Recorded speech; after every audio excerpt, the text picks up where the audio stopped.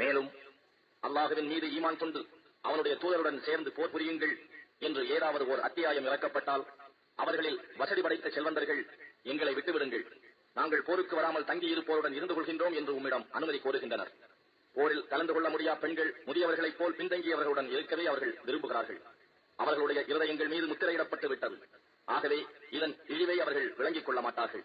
எனினும் அல்லாஹுவின் தூதரும் அவருடன் இருக்கும் மூமின்களும் தங்கள் செல்வங்களையும் தங்கள் உயிர்களையும் அர்ப்பணம் செய்து போர் புரிகிறார்கள். அவர்களுக்கே எல்லா நன்மைகளும் உண்டு.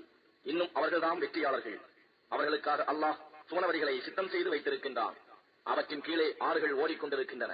அவற்றில் அவர்கள் எந்நாளும் இருப்பார்கள். இதுவே மகத்தான பெரும் பாக்கியமாகும். காட்டரபிகளில் சிலர் உம்மிடம் புகழ் சொல்லிக் கொண்டு போரில் கலந்து கொள்ளாமல் இருக்க தங்களுக்கு அனுமதி அளிக்கப்பட வேண்டும் என்று கேட்க வந்தனர். இன்னும் அல்லாஹுவிடமும் அவன் தூதரிடமும் பொய்யுரைத்தவர்கள் அனுமதி கேட்காமலே வீடுகளில் உட்கார்ந்து கொண்டார்கள்.